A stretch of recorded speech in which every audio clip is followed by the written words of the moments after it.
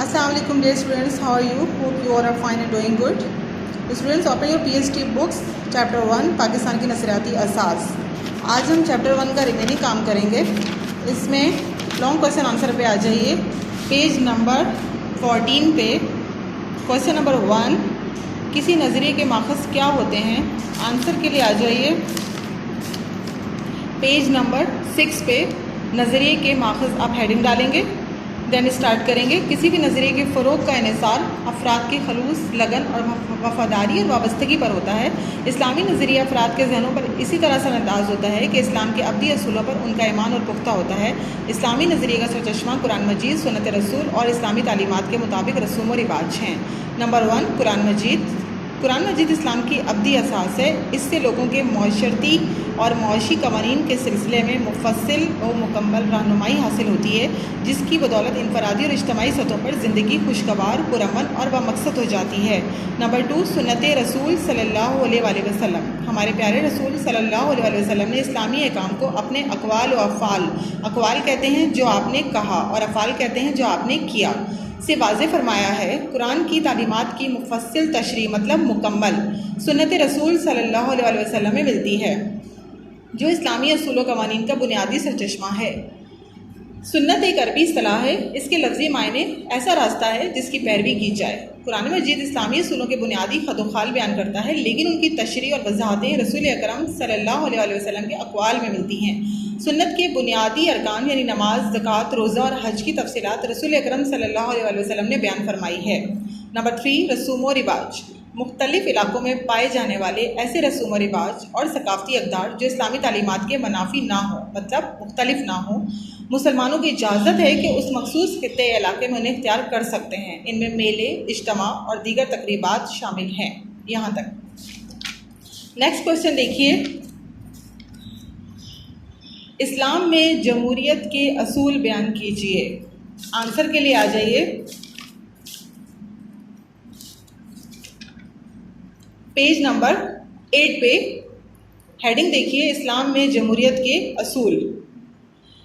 इस्लाम में जमहूरियत का तसव्वुर बाकी दुनिया से अलहदा है। इस्लामी मुआशरा इस पर कामिल ईमान रखता है। कामिल मीन मुकम्मल। इस पूरी कायनात में इक़्तिदार आला अल्लाह ताला का है और सिर्फ अल्लाह ताला ही इस पूरी कायनात का हाकिम आला है। अवाम के नुमाइंदे सिर्फ उन हदूद के अंदर ताकत इस्तेमाल कर सकते हैं जो इस्लाम ने आयद कर दी हैं। यहाँ तक कीजिएगा, फिर अब आ जाइएगा इस्लाम। इस्लाम में किसी भी शख्स को सिवाय रसूल अकरम सल्लल्लाहु अलैहि वसल्लम अक्ले कुल नहीं समझा जाता है।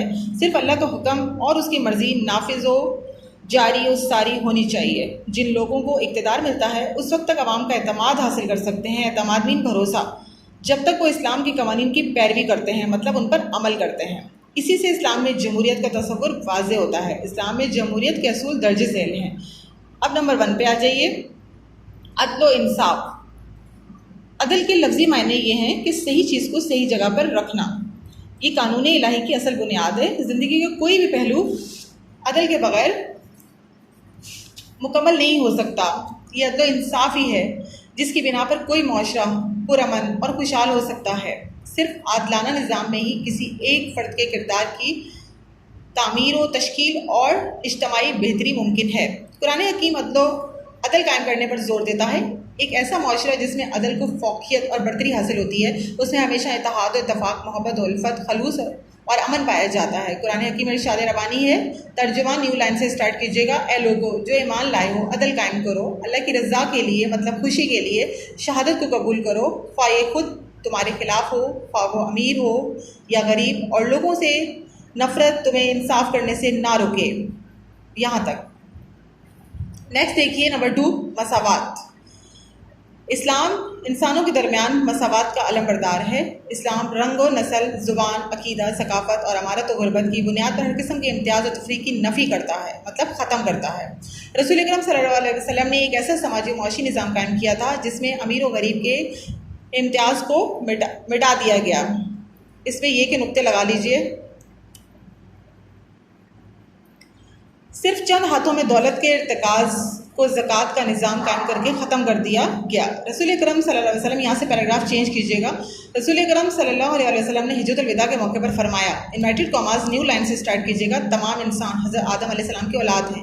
किसी अरबी को अजमी और अजमी को अरबी पर, किसी गोरे को किसी काले पर और किसी काले को गोरे पर कोई फ़ौक़ियत हासिल नहीं है। इस्लाम में फ़ौक़ियत और बरतरी की बुनियाद तक़वा है। पैराग्राफ चेंज कीजिएगा। इस्लाम में लोगों के दरमियान कोई फ़र्क नहीं है सिवाय उनके जो तक़वा, परहेज़गार और खौफ खुदा इख्तियार करते हैं। कानून की नज़र में तमाम इंसान बराबर हैं, गरीब हो या अमीर, कानून के सामने सब बराबर के जवाबदेह हैं। शरीयत इस्लामी, ज़ाब्ते कवानीन इस्लामी कानूनी अदल व इंसाफ मुहैया करती है, जिसका मतलब ये है कि तमाम अफराद को कानूनी तहफ़्फ़ुज़ हासिल है। यहाँ तक। नंबर 3 हेडिंग देखिए, अख़ुवत। अख़ुवत के मायने भाईचारा के हैं। कुरान मजीद के अल्फाज, इन्नमल मोमिनूना इख़्वतुन, मोमिन तो आपस में भाई भाई हैं। अख़ुवत का असूल इस्लामी माशरे का एक अहम पहलू है। भाई भाई होने की हैसियत से वो एक दूसरे के दुख, सुख और खुशी और गम में शरीक होते हैं। अख़ुवत और भाईचारे का एहसास मोहब्बत, उल्फत, बाहिमी तामुन, बेलौज़ खिदमत और कुर्बानी के जज्बात को उभारता और फ़रोग़ देता है। इस तरह माशरा तमाम लोगों के लिए पुरअमन और पुरआसाइश बन जाता है। यहाँ तक कीजिएगा इसको। Number 4 heading, रवादारी। रवादारी और बर्दाश्त बहुत अजीम नेकियां हैं जो इंसान को मुश्किल और दुश्वारी से बचाती हैं और दूसरों से प्यार और मोहब्बत का ज़रिया बनती हैं। लोगों के दरमियान समाजी ताल्लुकात कायम करने का बेहतरीन ज़रिया ये है कि दूसरों की गलतियों को नज़रअंदाज कर दिया जाए। बाहमी झगड़ों से बचने के लिए रवादारी बेहतरीन ज़रिया है। इसकी वजह से अख़ुवत और अमन का माहौल फ़रोग़ पाता है, मतलब बढ़ता है और इंसानी रिश्तों में इस्तेकाम आता है। रसूल अकरम सल्लल्लाहु अलैहि वसल्लम ने अपने कौल और फ़िल से रवादारी का दर्स दिया, मतलब सबक दिया, ऐसा करके दिखाया उन्होंने। यहाँ तक। नेक्स्ट क्वेश्चन पे आ जाइए। नज़रिया में कौमी किरदार का क्या मुकाम है? आंसर के लिए आ जाइए पेज नंबर 12 पे। हेडिंग देखिए, नज़रिया और कौमी किरदार। किसी फ़र्द की आदात व अतवार और तर्ज़ ज़िंदगी के मजमूए को आम तौर से किरदार समझा जाता है और उस शख्स का नज़रिया उसके किरदार पर असरअंदाज होता है। नज़रिए की रोशनी में कौमी किरदार दर्जे ज़ेल इख़्लाक़ व इक़दार से तश्कील पाता है। नंबर 1, नज़रिए पर पुख्ता यकीन। जब कोई शख्स अपने कौमी नज़रिए पर पुख्ता यकीन नहीं रखता है तब उसका किरदार कौमी जज्बे से आरी रहता है। आरी मीन खाली रहता है और उसके अमाल व अफ़्वाल कौमी मुफाद के मुताबिक नहीं होंगे। इसलिए हमें इस्लामी इक़दार की रोशनी में अपना किरदार बनाना चाहिए। यहाँ तक। नेक्स्ट आ जाइए, नेक्स्ट हेडिंग आ जाइए पेज नंबर 13 पे, ईमानदारी और दयानतदारी। ईमानदारी और दयानतदारी एक ऐसी सिफ़त है जिसका तमाम माशरों में एतराफ़ किया जाता है। लोगों को नेक ज़िंदगी गुजारना चाहिए और अपने कौल और फ़ेल से ईमानदारी और रास्तबाजी की अक्कासी करनी चाहिए।